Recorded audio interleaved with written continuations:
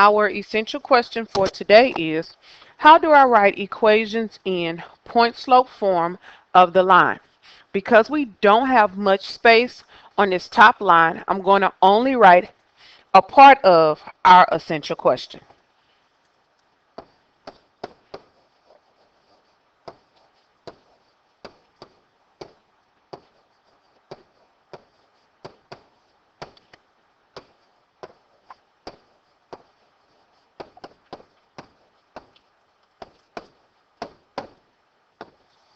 And I'm drawing a line to the rest of it. The point slope form of the non-vertical line that passes through a given point x comma y with the slope of m is. What you're going to write in this first line will be point slope form.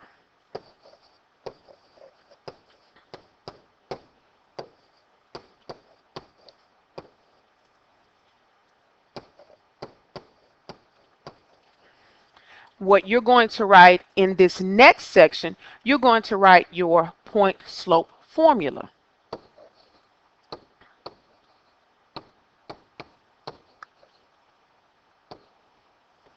Sorry about that.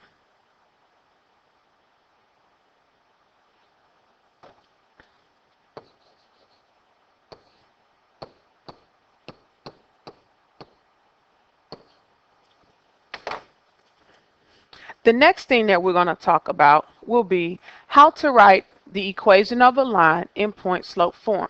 There are two things that we want you to do. The first thing that you have to do is find the slope.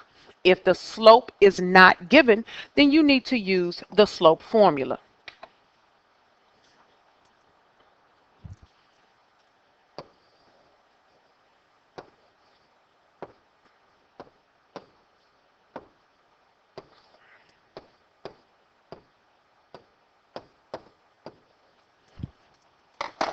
The second thing that we want you to do would be to substitute the slope and the coordinates of one of your points into the point slope formula. It does not matter which point you pick. And your point slope formula is here.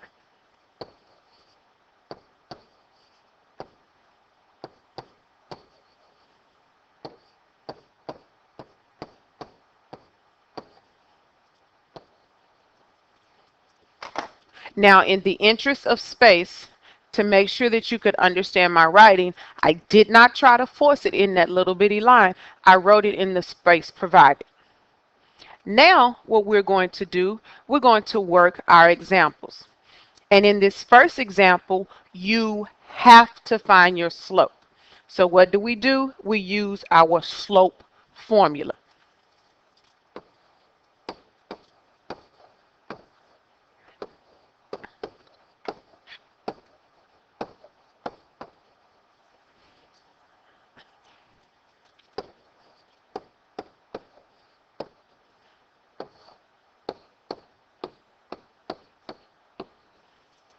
Now remember, when I'm working with ordered pairs, I always label my ordered pairs so that when I use my slope formula, I replace my letters with the correct numbers.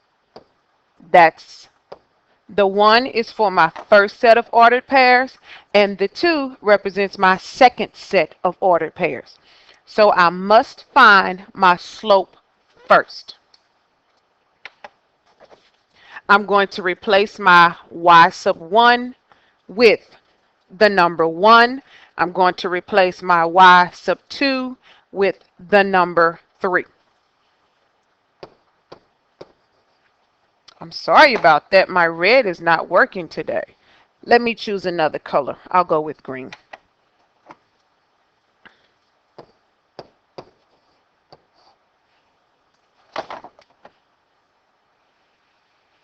Try the green again.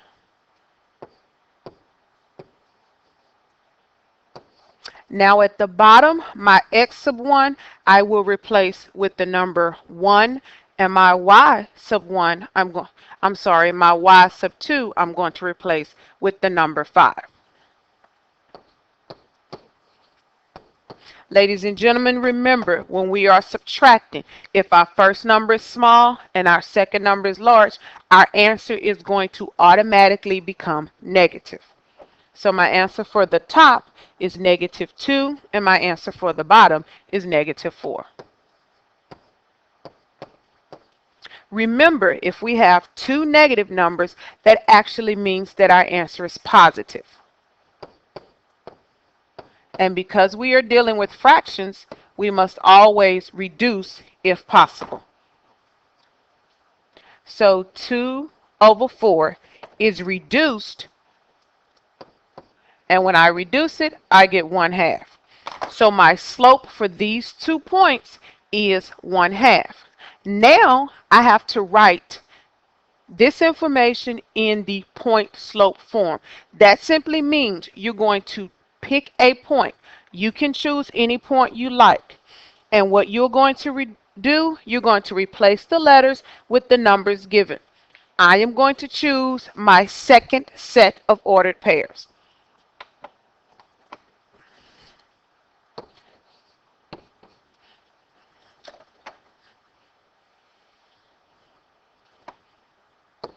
My first y stays the same. My second y, that's the letter I'm going to replace.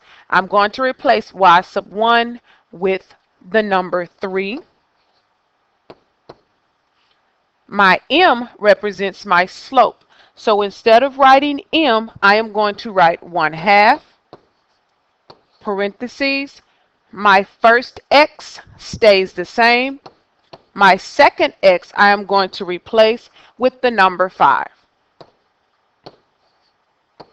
This, ladies and gentlemen, is the point slope form. So what did we do? We did 2 steps. We found the slope using the ordered pairs given, and the second thing that we did was selected our point and replaced our letters with the numbers given. We are going to do the very same thing with this second problem. We find the slope first.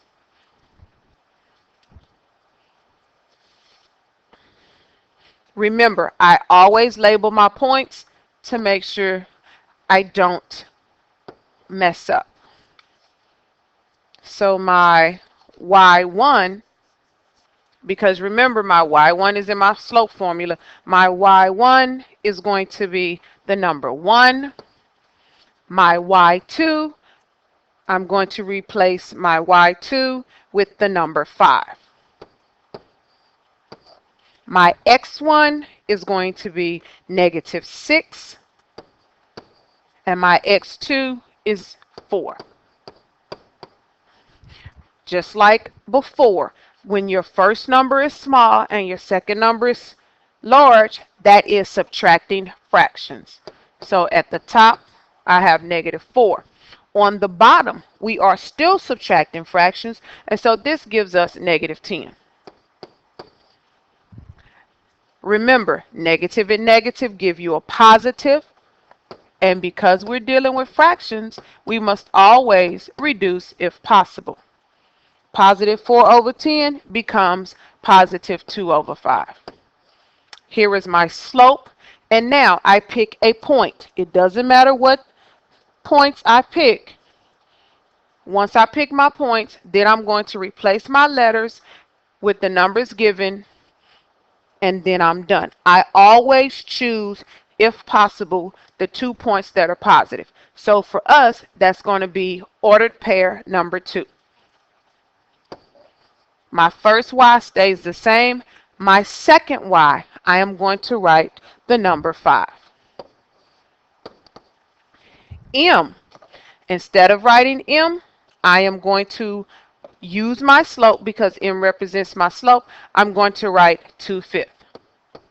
So I replace m with 2/5, parentheses. My first x stays the same, and I replace my second x with the number 4.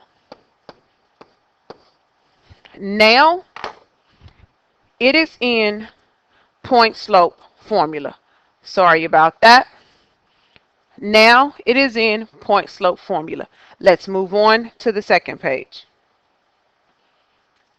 On this second page, ladies and gentlemen, we are going to continue to do our examples, but this time we're given a graph. So there are 4 things that we'd like for you to do when you are given a graph. The first thing that you should do is identify the slope and the point. So on your line, you're going to write slope. This is what goes on your first line. And on your second line, you're going to write the word point.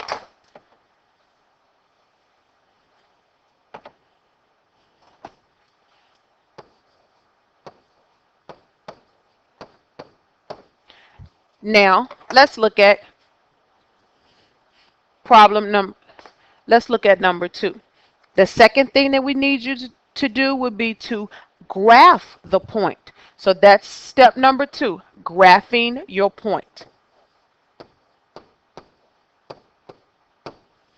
Step number 3, use the slope to graph 2 or more points. Again, step number 3, use the slope to graph 2 or more points. And finally, number 4, draw the line. Don't forget the arrowheads. Ladies and gentlemen, don't forget to place the arrows on the end of your line, because that's how we know that you're dealing with the line. So don't forget the arrow heads. Now that we have our steps, we're actually going to take these steps and graph our problem.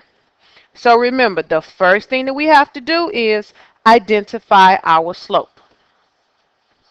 Identify the slope and the point. Where do we get our slope from? Our slope is represented by our M. This is our slope. So your slope for this particular problem is -1/2. That means you're going to fall, and then you're going to go to the right. Remember, when we are given our slope, we use rise over run. If it's positive, you're rising. If it's negative, you're falling. So we're going to fall 1 time, and then we're going to go to the right 2 times. That's our slope. Now we have to find our point. And remember, our points, we get them from our formula. Your 6 represents your x coordinate, and the 3 represents your y coordinate.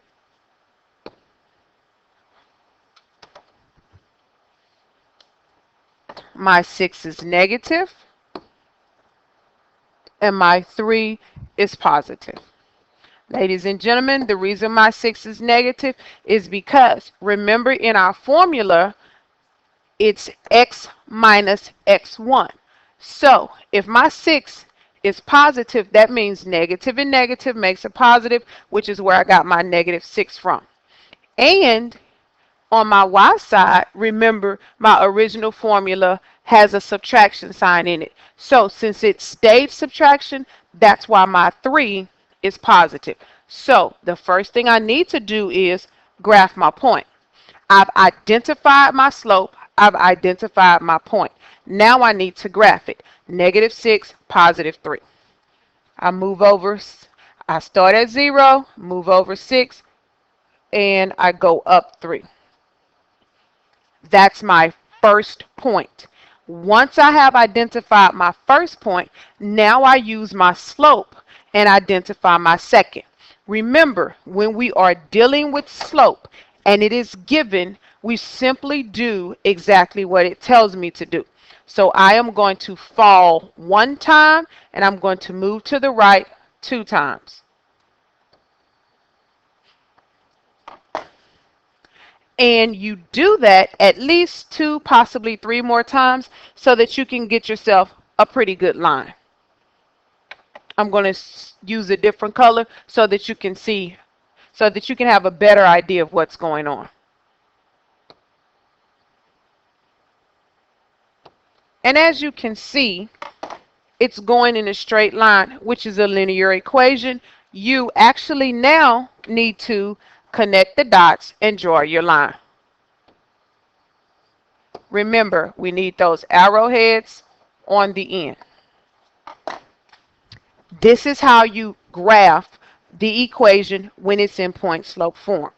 Now for the summary. Ladies and gentlemen, we want you to write 2 or 3 sentences for your summary about today's lesson. Please include the point slope form as well as the slope formula and any other information you need in order to, and any other information you may need to help you when you're studying.